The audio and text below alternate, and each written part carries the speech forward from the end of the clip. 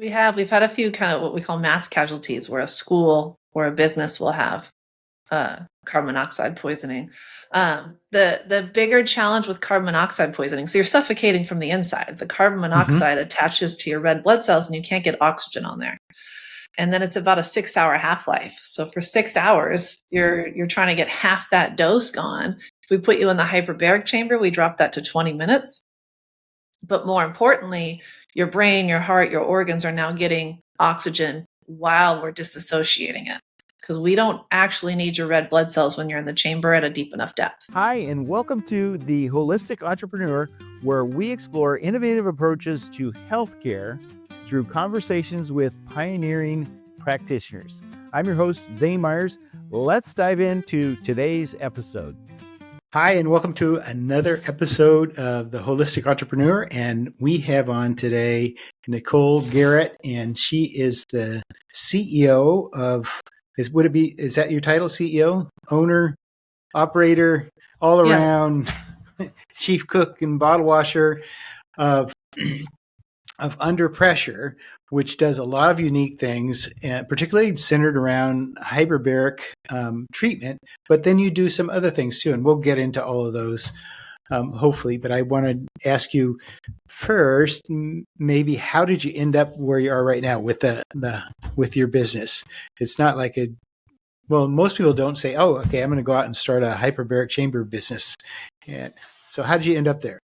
Yeah, I actually started out my career as a commercial diver and a dive medic, and pretty early on was recruited to work at a trauma center, UCSD's Hyperbaric Trauma Center. Worked there for a few years, moved on to traumatic brain injury research with the Department of Defense, and then moved on to a management company. Most hospitals actually don't own or operate their hyperbaric centers. They outsource it because there's so many extra regulations. And so I went around opening up centers for hospitals all around the country. And out of that experience, I grew really frustrated with how narrow the bandwidth was for what we would treat with hyperbarics. The mechanism of action for almost everything that we treat is the same, but they say that it only helps 12 to 14 things, depending upon what state you're in. Did that And have so to do with the insurance reimbursement?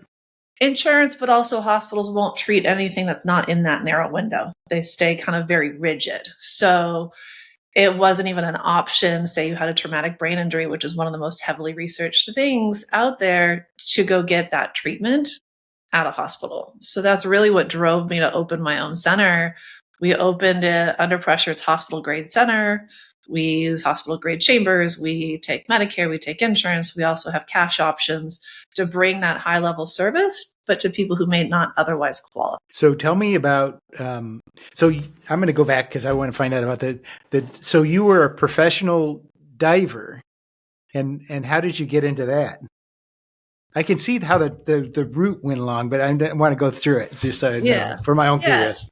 I moved back to California. I grew up here and then family moved away and came back because I wanted to train dolphins at SeaWorld. And realized you can't live on that salary. Everyone was working 2 to 3 jobs to do it. And I Yeah. literally opened up the newspaper one day, it was that long ago, and saw an ad for dive school and was like, well, that's still in the water and looks really interesting. And I really loved it. So commercial diver is like a hard hat, underwater type welder job. Um, but I really enjoyed it. And specializing in dive medicine, understanding how physics affects the body, and then really how far we've progressed even in the last 20 years I've been doing this on what hyperbarics can do has been pretty fascinating. So you, when you're in diving, so that's immediately I thought, oh, okay, now I understand how those things go together because you have the bends or other things that are similarly related to quickly going from one pressure to another pressure. And did you have an experience, maybe not personally, but somebody in your diving experience that had something like that got treated through hyperbarics? Yeah, I mean, that's really the advantage of having a dive medic out on the boat. And we treated quite a few divers also at the university, because it's really easy to dive in Tahiti where the water's clear and 70 degrees, but you dive in San Diego where it's 55 degrees and you can't see your hand in front of your face, and you're a lot more likely to get decompression sickness or have a panic incident. So we had quite a few of those where people would wake up in the chamber because they were out from an embolism or severe decompression sickness. And usually the first response is, "I don't need to be here. I'm fine." We're like, well, that's not quite how it works. You do need to be here. We're going to be hanging out for the next 6+ hours, and we'll get you through it. But wow, so you were there. So did you have medical experience before you went to the dive thing, or did you end up just getting there because of the whole experience? Yeah, I got there through the experience. So start with my EMT, then you go on to DMT, and then you kind of evolve your education as you need to. How interesting. So when you then you started working in hospitals or helping hospitals. Was it just a progression from doing that? How did that go from dive to the next step in the thing? Yeah, UCSD was looking for some experienced dive medics because they work with so much trauma, so they want that extra education. And I fell into that pretty well. I did some research with the Department of Defense on traumatic brain injuries for our military. And then after that, I moved on to a company, like I said, that opens centers for hospitals and runs and operates them.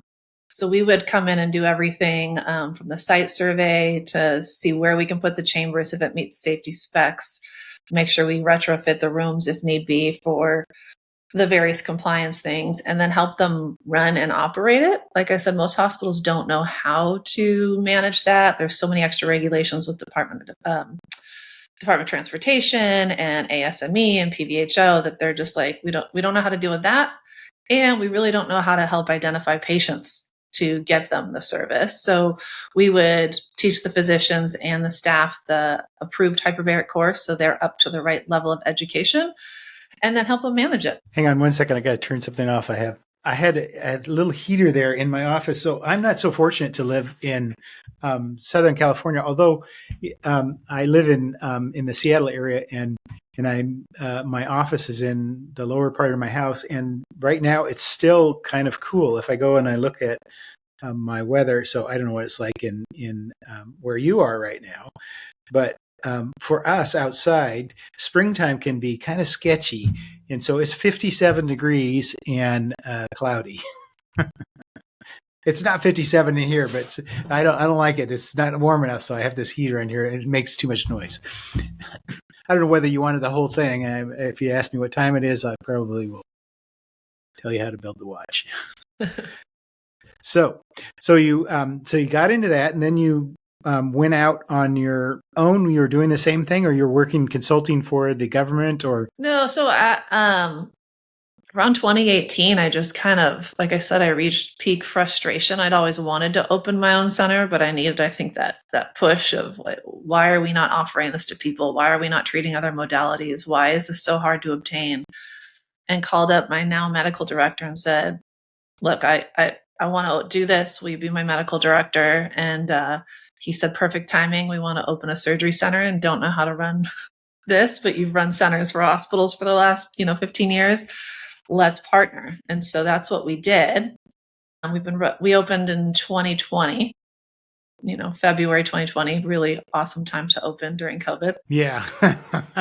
And so how was the stress of doing that? Well, first of all, you probably have, a lot of your own personal finances on the line. You must have gotten some investors, or maybe the physician or did you, it's just all bootstrapped?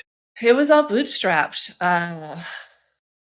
I didn't take a paycheck or salary or make a dime for over 6 months, but we made it work. And, the business is very sustainable now. We're actually in construction on our second center. So we do have it figured out. And it was nice to be able to do it independently and not have investors and other people you have to answer to. Because that was another driving factor of why I left my last company, is they had sold out to an investment firm, and it became all about money and financials and not necessarily about patient outcomes. And that just wasn't the direction I wanted to live. So did you have some sleepless nights along in there in 2020? I still do. Still do. Okay. As the entrepreneur. You're the CEO slash plumber slash electrician slash Yeah. until Everything. you can afford to bring on more staff to get help and outsource that stuff. So Yep. So typically, what's a typical day for you? I mean, there's probably no such thing, but you come in the morning, and what time do you open? we have run from 7 a.m. to 5:30 p.m. Oh no, you froze. Oh, there you go. Okay, so go ahead. You froze on my side, but you were going on your side. We open at 7 a.m. We run till about 5:30 p.m. I'm not in the office that entire time, but we have treatments running during that time. We've got a pretty big staff. We've got about 40 people on staff. Um, so So variability you're there. opening another location, and how far away is that? It's only a few miles away. It's in what's referred to as the triangle, the golden triangle. So the reason why you opened up this new location is because you ran out of space. Then it's only a few miles away. Yeah, we have a really big surgical group that was sending us a lot of their patients. They specialize in mastectomy and reconstructions with breast cancer, and those have a very high risk and failure rate. So they use the hyperbarics a lot to help mitigate that and believed in it so much they wanted to add it to their location. So we're partnering with them to bring the high level hyperbaric service, not, these kind of mild or less than full grade chambers. So we're basically going to make an extension of our home base.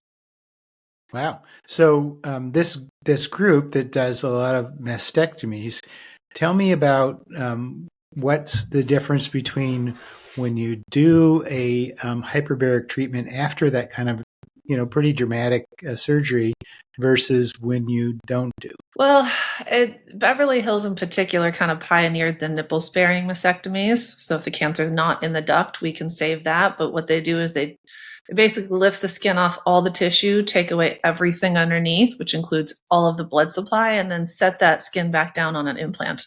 So it's got no existing blood supply. So it's pretty imperative to get them in the chamber. We keep that tissue alive. And then we actually kickstart the growth of new blood vessels. So hyperbarics is one of the only things that will regrow new blood vessels in the body. And this is not covered by insurance. For mastectomy reconstruction, it is. If it gets to the point where there is some compromise, but they do wait until some of the tissue is dying. So a lot of times people will opt to pay cash ahead of time and prevent what's called a flat failure and prevent the scarring and repeated surgeries to do that. Right. So it depends on where you come in on the process and whether or not insurance will cover and your specific insurance plan. Well, that's a wonderful thing for women who have to undergo something which is so emotional and life-changing to be able to give them a lot better outcomes. I would think the only thing stopping anyone from doing that was just, do I have the cash available to do it? Yeah. And that's often a factor. I mean, we are definitely a lot more affordable than, going to a hospital because we don't have that level of overhead, but it's never one treatment that you come in for. If we're regrowing new blood vessels and establishing a new blood supply, you're looking at 10 to 20, sometimes 30 treatments. So it can get cost prohibitive. So it's pretty expensive. And I don't want to ask you, how much a treatment is, but in the range, like if you had something like that, what would what kind of range would you expect that to cost you? Yeah. And like I said, it depends on the level of tissue degradation you may have. I mean, if everything's looking good, you just want to support the surgery, it may only be like $1,500. But if we are, really trying to repair a failure or it's heading that direction, then we need to go longer in the chamber. We need to go deeper, and you're going to need more treatments. And so all of that kind of starts to add up. Okay. Well, when you're talking about your health, there's that's one thing you can't get back. So, but I'm going on your site now and I'm looking at, and I thought some of these things that air or gas embolism, that's really obvious.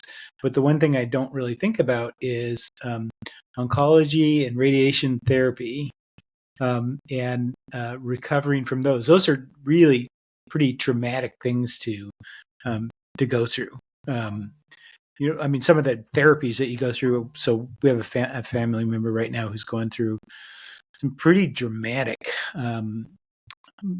chemo that, and so tell me about how this would help with that kind of thing. Yeah, so in the oncology world, they're doing a tremendous amount of research with hyperbarics. Currently, insurance will pay for if you get radiation, and the goal of radiation is to kill the blood cells. I mean, I know it's recording okay on your side, but it's not coming through. So the nice thing about, I seem to be having, even though I know it's recording on your side, it's recording on my side, I seem to be having a little bit of an issue with you coming through. So I'm not able to keep up with the conversation that's going on here for some reason. Yeah, it's probably, it did this on my last call, and I've not actually had this before. My first call was flawless. And I don't know if it's the platform or if it's, I've never really had this instance before. So I'm going to try something just for a second here, if you'll bear with me. I'm going to disconnect and then I'm going to reconnect, and hopefully I'll stay on. Okay, I reconnected. I don't know if it's me, you, or the platform. So go ahead and talk, and let's see if it comes through. For some reason, it's not working. Hello. Yeah, I can close those ones now. Yeah. Okay, so are you with me? With you. Do you have me? Yeah, Nicole, I'm here. I think we have some sort of a technical glitch that's just is plaguing us. Yeah. And I'm not sure why. You're kind of frozen for me. I'm going to try to. Okay, now you're unfrozen. I have to wait and see. Are you there? I'm here, but you are a little glitchy. Okay. I'm glitchy. I think it's you. No, I do think it's probably my internet. Los Angeles has we have no cell signal here, and well, fastest internet you can buy is clearly working well. So we need to go to Europe, and they have really fast internet there. Yeah. So I'm wondering if I should. Oh, so it says it's still uploading. Continuously upload your hybrid. Okay, so I'm going to just go ahead and start in, and let's see if we have any more interruptions. So I was talking to you about, let's see here, about radiation oncology treatment and using hyperbarics for that. Can you tell me about that?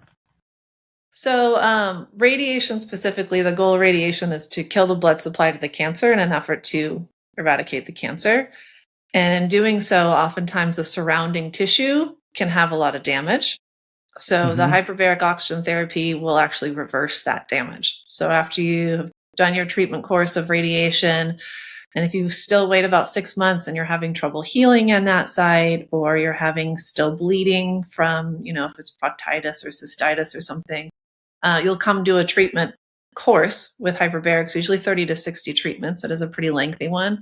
And we can regrow those blood vessels in those areas and reverse that damage. And so does that,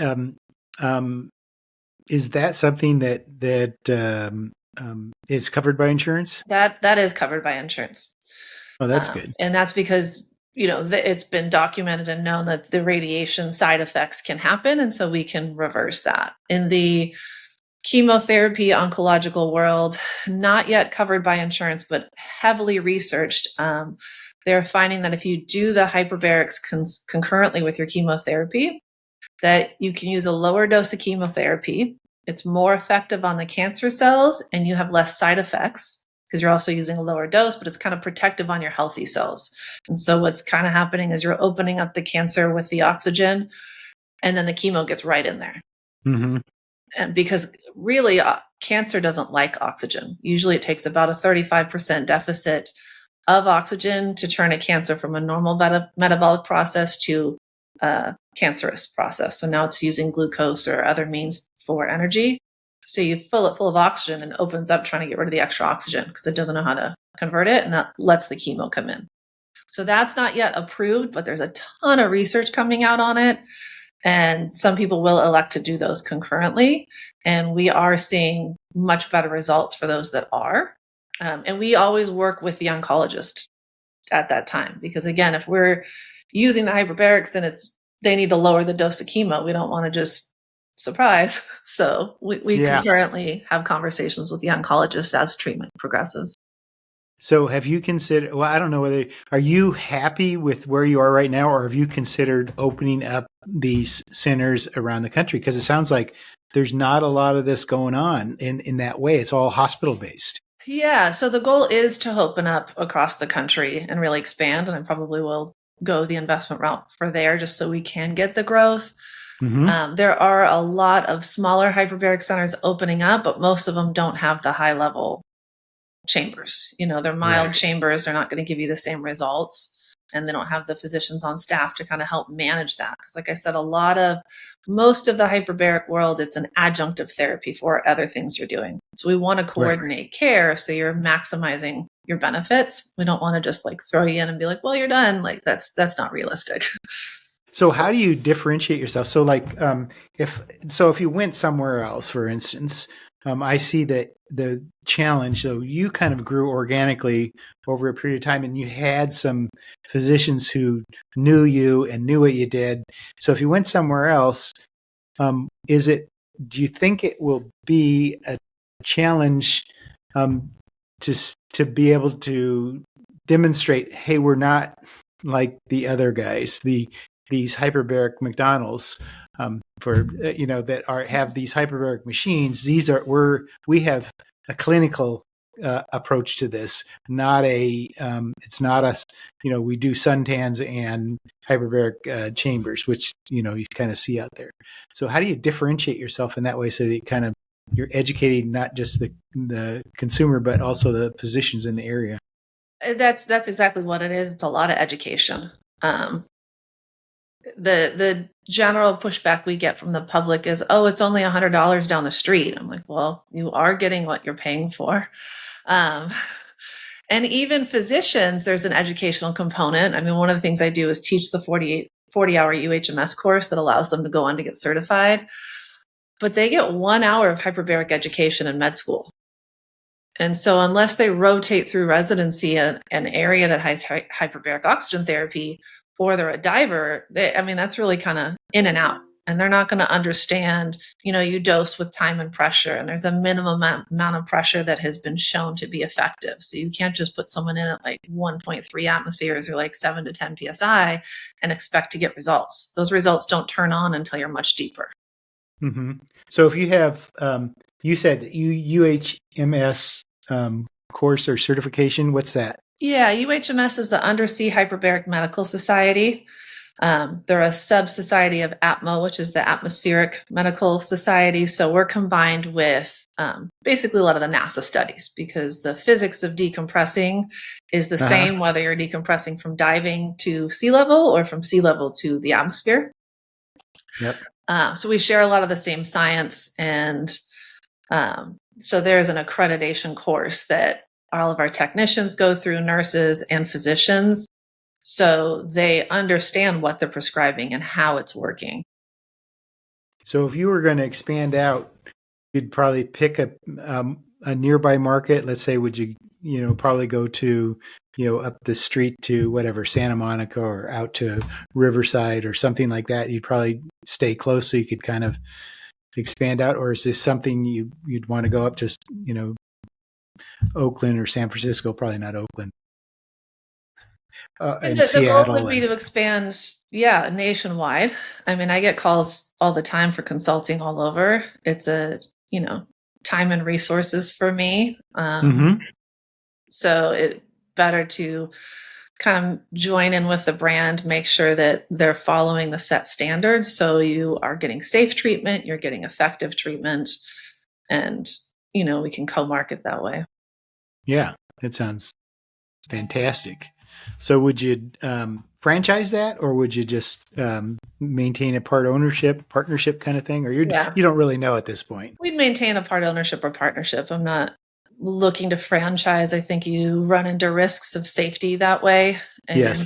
And especially with hyperbarics, you really want to make sure your people are educated. They're not getting complacent and letting things in the chamber, or trying to use the next cheapest chamber that's not been proven, safe, at least by US standards, because there's a lot of that right now. So I've had hip replacements, and I actually had multiple hip replacements, 2 hip replacements on the same side. How would that? So, and I had this just gigantic, huge scar. It was a massive surgery because I broke my femur. And anyway, so it was quite a big deal. And my recovery was horrible. I was in a wheelchair for like a month, and then it took me a long time to recover. And obviously, I'm still have a certain, but I go out and play tennis and so forth. How could hyperbarics at this point? So that's been like 8 or 9 years ago. Could hyperbarics at this point have any effect on, my kind of remaining, issues that I have with that? Yeah, no, it absolutely could. I mean, the mechanism of action is kind of the same, whether you did it right away or now. Obviously, the sooner you do it, the better. But we are using the pressure to dissolve oxygen in your tissues and your fluids. And bone tissue is very dense, very low oxygen. The marrow is about the only place we get it. So we use that extra pressure, and we also use it for bone infections to really drive that in there. But you're also getting really potent anti-inflammatory effects. And the other thing we see a lot is a reduction in scar tissue. And that scar tissue is preventing movement. It's causing, tension and tightness. So by getting that to loosen up by doing a series of treatments, you're going to have greater mobility. And then obviously the more you can move and use your hip, the healthier you can stay. So I also think of people who do, so I had a friend of mine who did stem cell treatment, for joints. This would seem like it might have an effect on that as well. Yeah, so hyperbarics by itself releases stem cells. There's kind of some mechanisms of action on how that happens. But if you do an injection and you do hyperbarics right after, usually do 3 within the first 24 hours, you increase the uptake of those stem cells that you injected because you're keeping them alive while they find a home and start kind of going to work. Right. It sounds like there's not really a procedure or especially something invasive that doesn't have a potential benefit from hyperbarics. Yeah, I mean the mechanism of action. Your body uses oxygen for most its processes, so we're just giving the body more tools to use and manipulating how we get it in there, and it will go to work. And so let me take the cynic side and say, okay, well, that I get in there and I get the hyperbarics, and then I get this relief from whatever it was that I had, but then I leave and, it's not going to do anything later. So for some modalities, that's the case. And that's part of the reason we do a long consultation with people and really set their expectations on what's feasible and what's not. And there's oftentimes we turn people down because it's not the right fit. But for some, it does kind of have a long-term benefit. And so that's where you want to pick the modality. If you're just getting the anti-inflammatory effects, but you still need to, correct the disease process, it's not going to be a long-term fix. One thing we treat a lot is diabetic wounds. We can heal that wound and even revasculate the foot a little bit to keep the blood flow going in. But if you're going home and your sugars are really high and you're recrystallizing those blood vessels, that's not going to be a long-term fix. Or for a lot of autoimmune diseases, we're starting to see really good benefits. The hyperbaric chamber will get the inflammation and that kind of storm down of that reaction, but you still have to find your triggers. We can find them a lot faster, say in like Crohn's disease, instead of taking 3-4 months in elimination diets to try and find what you're allergic to or what's causing flare-ups. We put you in the chamber. Within a couple days, we'll get all that inflammation down. And then now you find your trigger very quickly. And now you can eradicate the source. So go ahead. Go ahead. So, my question. So, how would that work? And you were just about to tell me when I interrupted you. So, like, if you have this issue with foods and you don't really know what it is that's triggering you, so you're saying after the hyperbarics, your inflammation goes down, and then you can evaluate, which foods. How does that all work? Yeah, we still, like I said, hyperbarics is most often an adjunctive therapy with other things you're doing, but it's a very useful tool with that. With Crohn's, I mean, it's an elimination diet that you have to do to figure out what is causing these big flare-ups. But if you're so inflamed that it takes 3-4 months to get the inflammation down, how do you know if you ate that food, if you re-inflamed it and you're extending this process? if we can get the inflammation stopped in a couple of days, then we can find your trigger very quickly. Now we seem to be having an issue again. I just saw the little thing on mine too. I'm going to put it on stop for a second, and then we'll start it up again. Okay, so we went off the air. This is going to be in segments here. Hopefully we're going to still be recording okay. Thanks for your patience. I haven't really had this happen before, but that's okay. We just roll with it. So I was just mentioning that I had a healthcare background, and I know of hyperbarics, or knew of hyperbarics because I had 30 years in the medical device business, and I knew that was really an effective tool for wound care. So I was aware of that, but it's a logical thing that would work for all these other particular situations, but I wasn't aware of it until I just happened to run across you, and I find this fascinating. Yeah. So let me go back over and ask you specifically about some other. Oh, this is one. Carbon monoxide. Oh, I guess that shouldn't surprise me, but carbon monoxide poisoning. So if someone's in their house and they have some sort of an issue with their gas stove, have you ever had patients like that? We've had a few kind of what we call mass casualties where a school or a business will have carbon monoxide poisoning. The bigger challenge with carbon monoxide poisoning, so you're suffocating from the inside. The carbon monoxide attaches to your red blood cells and you can't get oxygen on there. And then it's about a 6-hour half-life. So for 6 hours, you're trying to get half that dose gone. If we put you in the hyperbaric chamber, we drop that to 20 minutes. But more importantly, your brain, your heart, your organs are now getting oxygen while we're disassociating it. Because we don't actually need your red blood cells when you're in the chamber at a deep enough depth. We could take them all out and make sure that we're supplementing with enough oxygen, and your body will pull the oxygen out of your plasma. And so it's a really useful tool, not just to eradicate the carbon monoxide now, but to prevent the long-term side effects and brain damage that comes with it. So do you see, as this develops, to me, it seems like it's like a revolutionary tool that's been out there, but it's been so expensive that the insurance companies don't want to cover it because this is just one more thing that they're going to have to pay for. That's the way that they see it.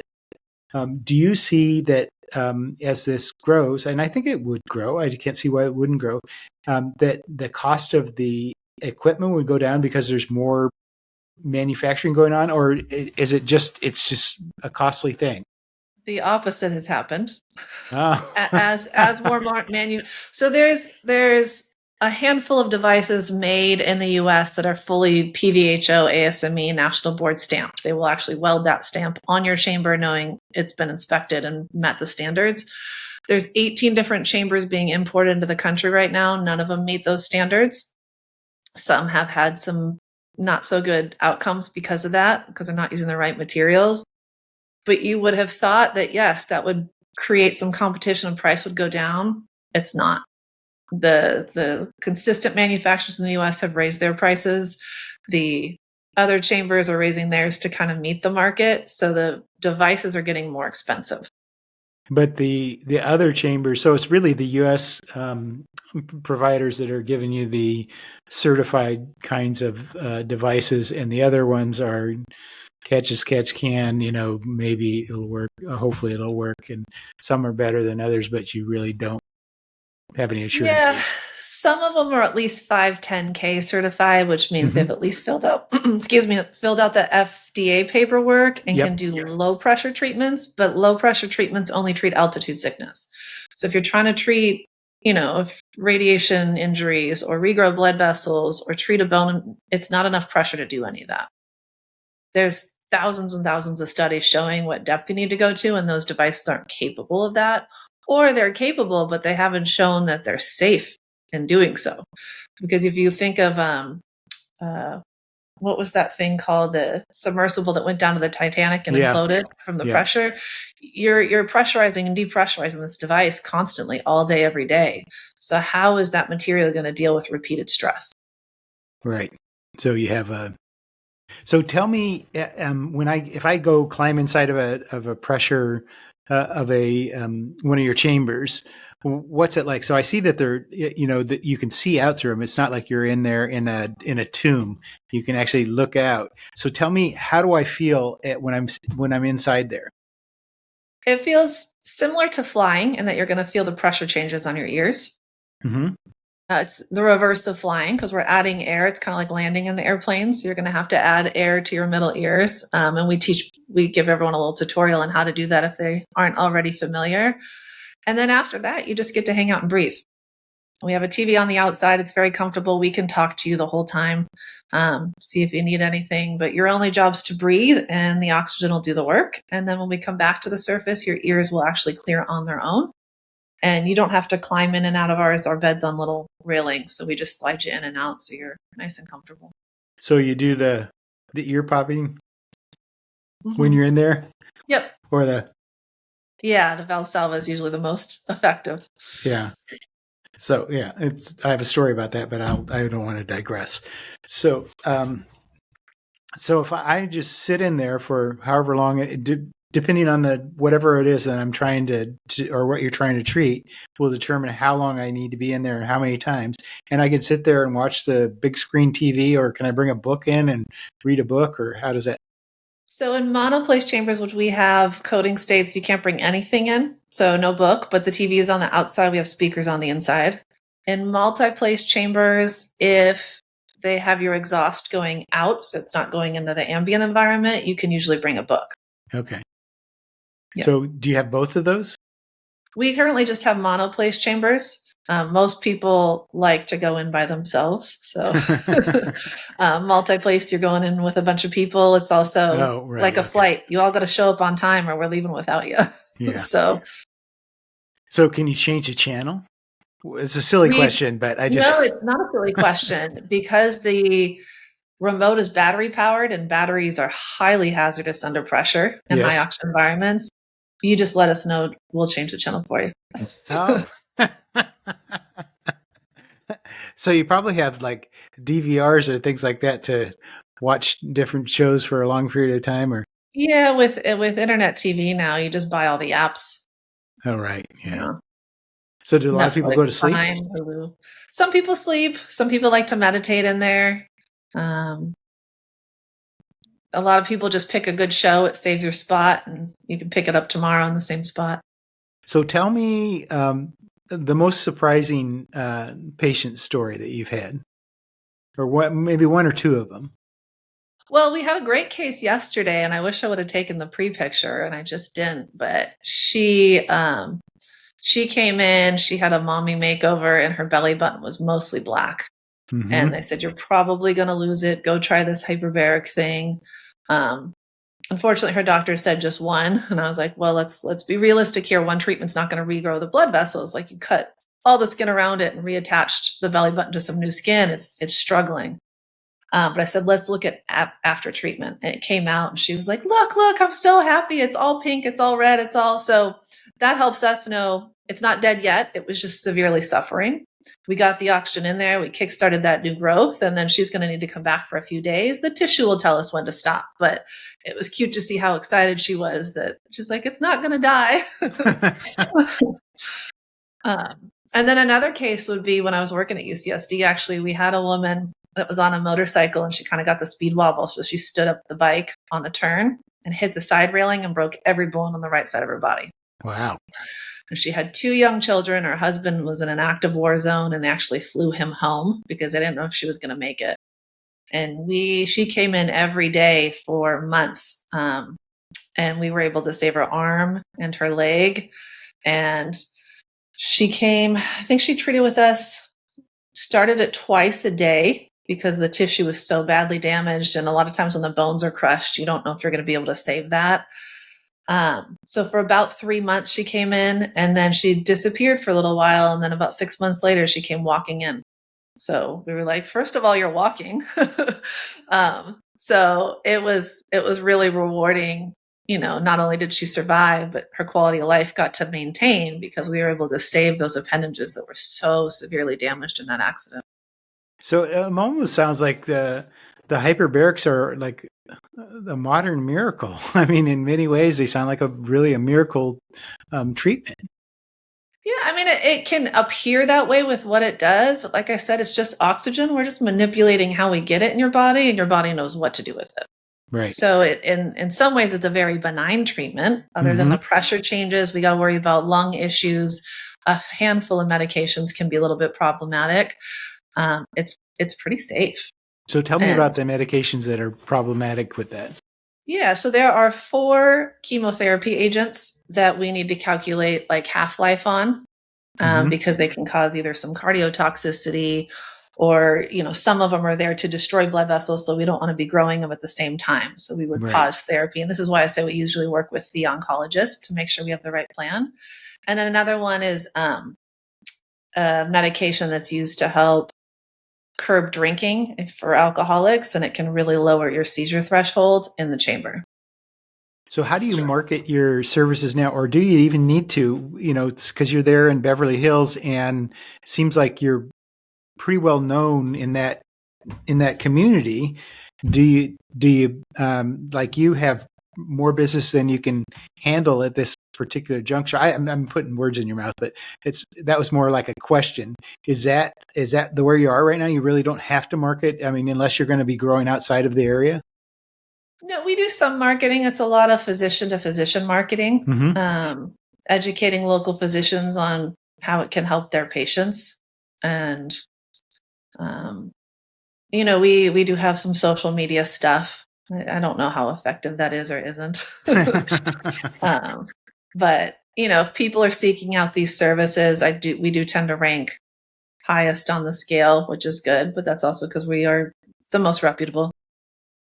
Well, if there's not a lot of you out there, then of course you do have to compete against the people who are pretending that, like they have this but don't really. Is that true? Yeah, there's probably at least 30 other hyperbaric facilities in Los Angeles. But besides UCLA, we are the only fully accredited center. So how do you come out and say that? I mean, it's like if you pardon the phrase, it's a bitch slap. It's like, you can get out of here. You're not doing what we're doing. I mean, it's almost like you almost have to say it, but you can't say it. I mean, how do you deal with that? It's frustrating, I would imagine. It's very frustrating. We do our best just through education on make sure we're getting in a safe, effective chamber, make sure it's got that board stamp or you're not guaranteed to get out. We can't verify that those foreign machines are made with the appropriate materials and aren't going to cause harm. And then also just educating on, dosing with time and pressure. It's not just a one and done or get in at, half a PSI or 5 PSI and think it's going to do anything for you. We end up getting a lot of patients from some of those other centers that are like, it's not working. I don't understand, or I didn't enjoy my experience. I didn't feel safe. And so they kind of market for us. Honestly. Not intentionally, I'm sure. Unintentionally, yeah, but it's just a different caliber. So, so we're talking about the consumer in those cases, but are some of the physicians then not aware of the difference too? Yeah, they're not. I mean, like I said, they get about 1 hour of hyperbaric education in med school. So, and there's 4 years of med school. And then if they go on to residency and they actually have a chamber, they might start to get the actual education on it, but not every hospital or every residency program has that as an option. So they have very little knowledge on what it is. They just go, well, hyperbarics is working. The field is growing. The word's getting out there, and they'll just say, okay, go get hyperbarics. But they're not really giving people direction or, making sure it's the right pressure, that kind of thing. Yep. So I just want to go through your site just one more time and see if something else really jumps out at me. Because I was going through it before, and neurological and cognitive health, cardiovascular support, okay, you know about wound care, crush injury. We talked about that. Infection of skin and bone. Vision loss. That's the one that I wanted to ask about, vision loss. So it says on here, vision loss, sudden, painless in one eye, provide emergency oxygen therapy to help restore vision in acute cases of retinal artery occlusion. So describe that to me. That's fascinating. If you think of like a stroke where a little piece of plaque or a blood clot gets in the brain, the same thing can happen to your eye. And your eye has very little blood flow because if there's too much blood in it, you can't see. So if that little tiny vessel gets any kind of occlusion, it starts to die very fast. So we will put you in the chamber to keep your eye alive and save your vision while we're also using some antithrombolytics or something to eradicate that blockage. Fascinating. So is there studies on that? Yeah, there is. And depending upon your state, insurance actually covers it too, because there's been enough studies.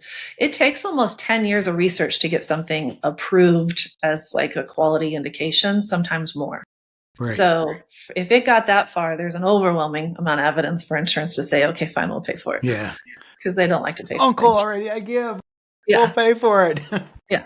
So this was great. I really wish, I hope that the first part of this podcast comes out, because I think the topic was really, to me, really fascinating and interesting. You really educated me a lot about hyperbarics and the use for them. You know, I was just thinking wound care therapy, and I really didn't know all this other stuff. So it was absolutely terrific.